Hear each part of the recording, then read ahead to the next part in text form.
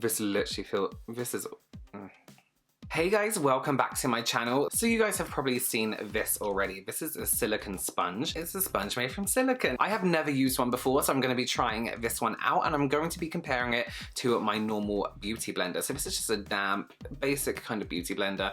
I love that this one has bounce, it's easy to move around, and it's almost cushiony. From this already, I can tell you I do not like the texture. It's kind of a little bit squidgy, so I'm hoping it might have a little bit of bounce, but it's kind of like, I don't know, it's weird. I'm not sure. If you guys have tried these, let me know what you think below. But yeah, let's take off the makeup I'm wearing now and go ahead and compare all these. Okay, so makeup is off. Oh, this was from waxing. Don't ever wax your eyebrows. Okay, so I'm going to be using the L'Oreal True Match Foundation. This is my new favorite. This is a shade Free. I can't even. That one. So let's do the blender this side, and then I'll do the sponge at this side. That doesn't make sense. Blender, silicone. So we all know what a beauty blender feels like. So what I like about a beauty blender is it bounces off the skin. It's really soft. You know you're getting a really nice, even, natural coverage with it. Kind of does all the work for you, you know? Okay, so that's one half done with the foundation. Let's try these silicone sponges. I have to be honest, I don't have very much faith in them, to be honest with you. So we'll start with this one first. What side am I meant to use? We'll try both. We'll try both.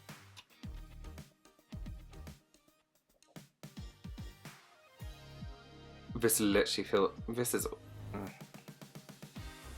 Okay, I think you don't need to use as much product as you would with the beauty blender. This is awful. It's kind of just pushing it onto my... Oh, it looks fine on camera, but in real life, it's almost as if my skin isn't taking it either. It's just kind of pushing it onto my skin rather than blending it in with my skin. It's kind of really tough as well. I thought it'll be a little bit squishy because it is, but it's actually kind of quite stubby and quite hard. And I'm actually having to do a lot more work than what I would have to do with a beauty blender. Sorry, a beauty blender, not beauty blender. Actually, oh, I don't know. Now it's blended in, it actually looks, I mean, it takes a little bit longer to blend it in, but it actually looks a lot smoother. Oh my god. I'm actually okay with it. It's covering, and it's blended quite well. The only thing I do find is I don't really want to use that edge there because it's got like that little, can I? No, okay, no, it just took the whole thing off. Yeah, it definitely doesn't absorb as much product as a sponge, but it does look more natural, but you can see the redness on my cheeks hasn't got as much coverage as it did with a beauty blender. Okay, I thought I liked it for about a second, and now I don't. So, it's a little bit dirty. I guess no dirtier than a beauty blender would be. Maybe the rounder one might be a little bit.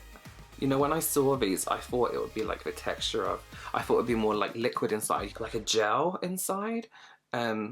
I'm bored. This is so much work just to get foundation on. Why make something more difficult for yourself when you have something like this? It looks fine. You can see like random patches sometimes. I'm sorry, I shouldn't do this, but that was just one of the worst things ever. You can see random patches of foundation, almost like they hadn't been blended, and almost like it was kind of just left in like clumps. Yeah, I don't like that. I don't like that at all. I think it's so unnecessary. It's such a heavy, like this on the skin. You don't get that bounce off it that you kind of want to get when you're doing your foundation. Overall finish was fine. I had to go back in with my damp beauty blender because it just looked like someone has smashed it onto my face. I do not see the point in making your foundation harder work. I just spat out of outrage. I don't see the point in putting your foundation on a lot harder for you. Why would you do that when you can have a beauty blender and just kind of get it on really quick and make it look really natural? Forget them. Never again. I'm sorry, but that's such a bad idea. I've seen some people review these and they'd be like, wow, it's great, but I mean, fine, it looks fine on camera, but in real life it looks awful. Let me know if you have one of these. Let me know if you use it every day, if you love it. It might just be personal preference for me. Anyway guys, thank you so much. Don't forget to subscribe, and I will see you very soon. Bye.